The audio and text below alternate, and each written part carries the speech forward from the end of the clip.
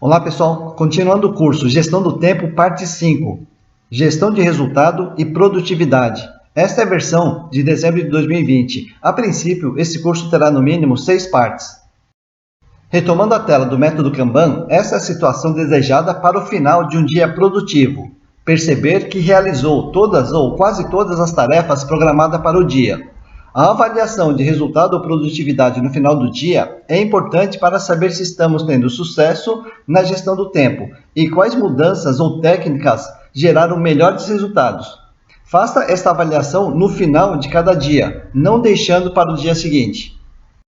Caso contrário, se no final do dia você percebeu que não realizou a maioria das tarefas programadas para o dia, não se desespere. A avaliação e percepção de que algo não foi bem é o primeiro passo para a mudança e virada do jogo. Em outras palavras, a percepção de improdutividade e consequente investigação de suas causas são fundamentais para a melhoria da gestão do tempo. Um ponto importante para a melhoria da produtividade é saber como é a sua disposição ou produtividade durante os períodos do dia.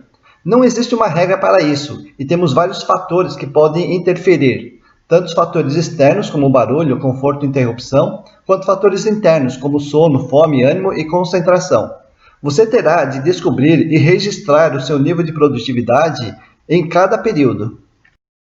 A partir desta descoberta sobre sua disposição ou produtividade em cada período do dia, você vai distribuir as tarefas para conseguir o melhor resultado de cada dia. Por exemplo, tarefas importantes ou criativas eu posso alocar em períodos com mais disposição ou produtividade. E as tarefas mais fáceis ou operacionais eu posso alocar em períodos onde a minha disposição é menor. Esta é uma técnica simples que pode multiplicar a sua produtividade. Se você realmente percebeu que tem períodos mais produtivos durante o dia, tente aumentar a duração desses períodos produtivos. Exemplo da manhã. Tente começar a produzir 1 hora antes ou almoçar 1 hora depois, fazendo um lanche no meio da manhã. Se 1 hora a mais gerou resultado, tente 2 horas a mais até conhecer o seu limite. Por exemplo, agora no verão, em home office, eu começo a produzir às 6 horas, ao invés das 9 horas habituais. E só levou alguns dias para eu me adaptar. Mesmo depois de você ter alocado as tarefas importantes nos períodos com mais disposição, faça novas experiências. Tente executar uma tarefa importante em períodos de pouca disposição. Nós somos influenciados emocionalmente por vários fatores. Em alguns casos, uma tarefa importante pode trazer junto com ela uma motivação ou inspiração que supere a falta de disposição comum para aquele período do dia. Com isso, você transforma um período improdutivo em produtivo. Estas experiências e outras, por mais insanas que possam parecer, podem trazer insights preciosos para o seu autoconhecimento e assim ajudar a aprimorar a sua gestão do tempo. Depois das experiências, tente registrar os fatores favoráveis e os fatores desfavoráveis para a sua produtividade.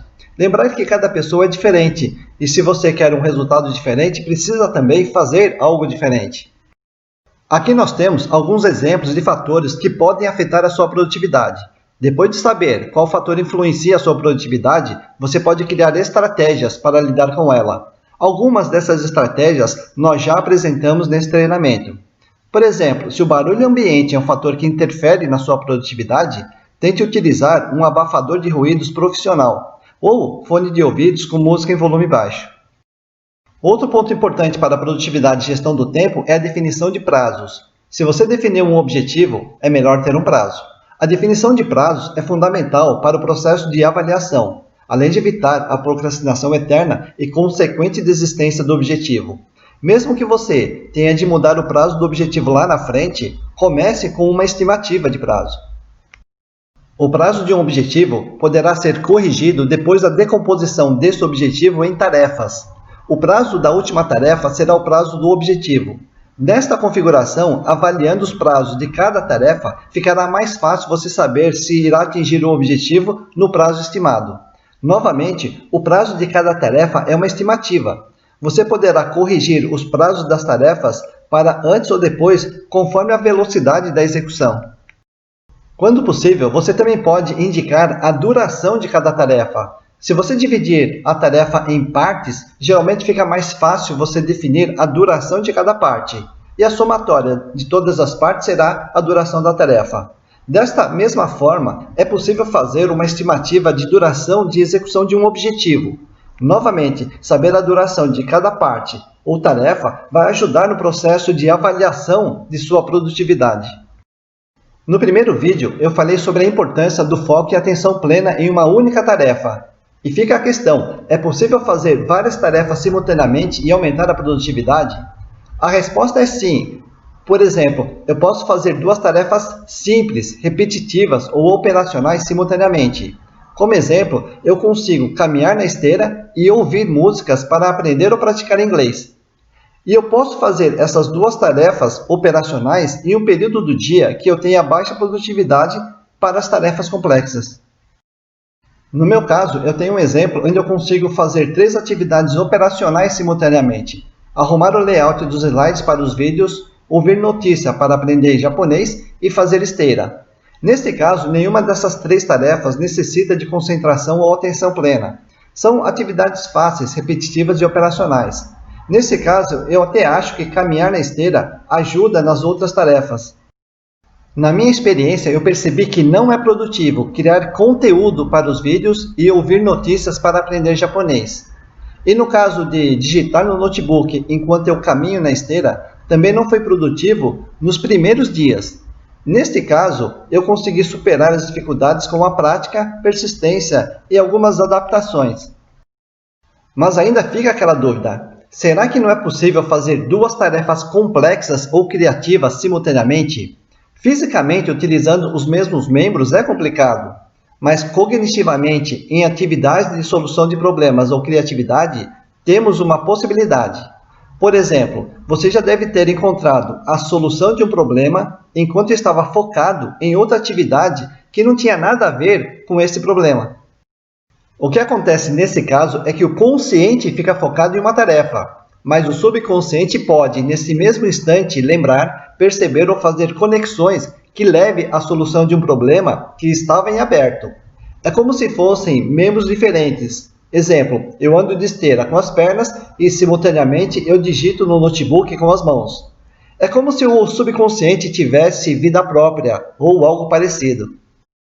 O termo que se usa para este evento é serendipity. Durante o estado de serendipity, podemos fazer descobertas por acaso, ou encontrar soluções criativas quando ou onde não se estava pensando no problema. O famoso insight ou eureka. O serendipity pode ocorrer enquanto estamos focados em uma tarefa não relacionada com o problema, ou quando estamos relaxados e até dormindo. Ok, então eu posso fazer 2 atividades complexas simultaneamente. O consciente com foco em uma tarefa e o subconsciente solucionando um problema. Mas nada é por acaso. Louis Pasteur diz que o acaso favorece a mente preparada. Ou seja, primeiro você precisa ter a definição clara de um problema para depois poder deixar o subconsciente se debruçar sobre ele. A metodologia IDM, que eu já citei antes, pode ser utilizada para definir com clareza o problema ou diagnóstico de um desafio. As 3 primeiras etapas do IDM servem para definir com clareza este problema. Mesmo que você já tenha uma ideia para o problema, você pode utilizar o estado de serendipity para encontrar uma segunda ideia. Esta é uma técnica para ser mais criativo. Uma forma de ser mais produtivo é mudando a crença. Por exemplo, mudar a crença de esse problema é impossível de solucionar para eu ainda não encontrei a solução para este problema.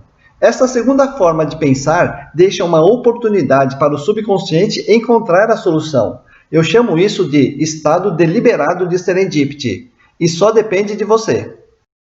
Da mesma forma, podemos ativar deliberadamente o estado de serendipity para encontrar uma nova solução para um problema num processo de melhoria contínua, que também pode melhorar a sua produtividade.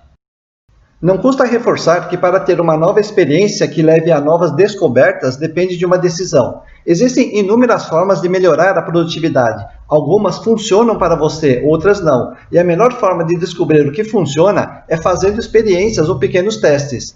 Fica aqui uma dica de pesquisa: Mindset. Encerrando a 5ª parte do curso Gestão do Tempo. Antes de prosseguir para a próxima etapa, tente aplicar ou exercitar as dicas desta etapa. A prática pode trazer muitos insights e soluções para as suas necessidades específicas. Lembrando que, caso tenha alguma dificuldade, dúvida ou sugestão, basta entrar em contato.